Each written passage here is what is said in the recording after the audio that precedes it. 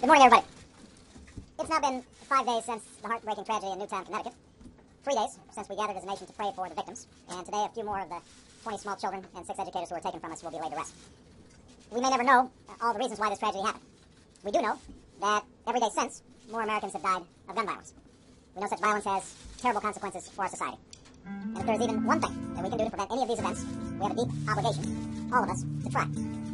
Over these past 5 days, a discussion has reemerged as to what we might do not only to deter mass shootings in the future, but to reduce the epidemic of gun violence that plagues this country every single day. And it's encouraging that people of all different backgrounds and beliefs and political persuasions have been willing to challenge some old assumptions and change long-standing positions. That conversation has to continue, but this time the words need to lead to action. We know this is a complex issue that stirs deeply held passions and political divides, and as I said on Sunday night, there's no law or set of laws that can prevent every senseless act of violence in our society. We're going to need to work on making access to mental health care at least as easy as access to a gun. We're going to need to look more closely at a culture that all too often glorifies guns and violence. And any actions we must take must begin inside the home and inside our hearts. But the fact that this problem is complex can no longer be an excuse for doing nothing. The fact that we can't prevent every act of violence doesn't mean we can't steadily reduce the violence and prevent the very worst violence. That's why I've asked the Vice President to lead an effort that includes members of my cabinet and outside organizations to come up with a set of concrete proposals no later than January. Proposals that I then intend to push without delay. This is not some Washington commission. This is not something where folks are going to be studying the issue for 6 months and publishing a report that gets read and then pushed aside.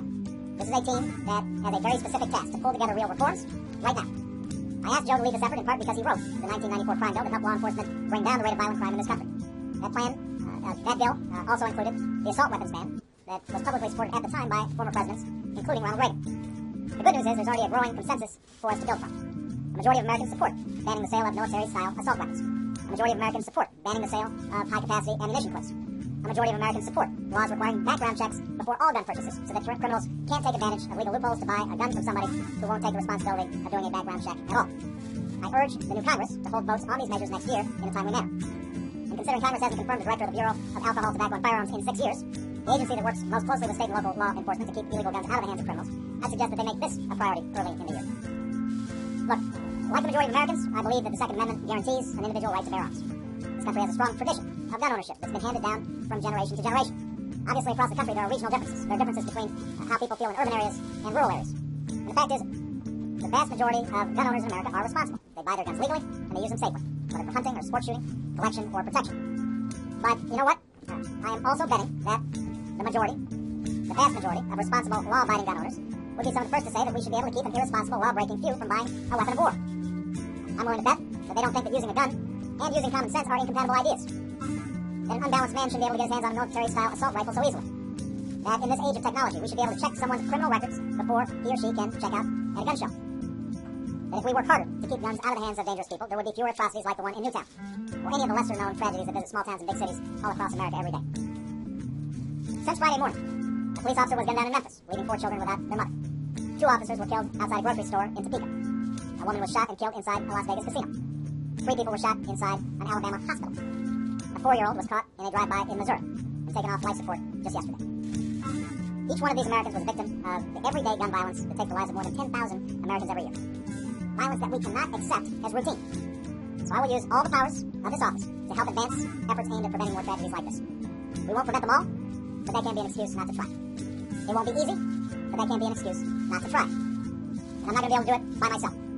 Ultimately, if this effort is to succeed, it's going to require the help of the American people.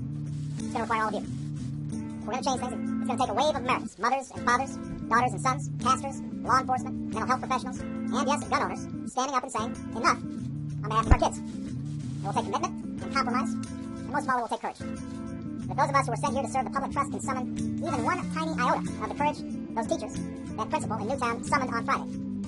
If cooperation and common sense prevail, I'm convinced we can make a sensible, intelligent way to make the United States of America a safer, stronger place for our children to learn and to grow.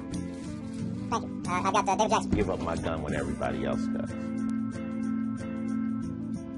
And is that Doesn't that make sense? Well, doesn't that make sense? I mean, if you were to, if there were guns here, would you want to be the only person without one?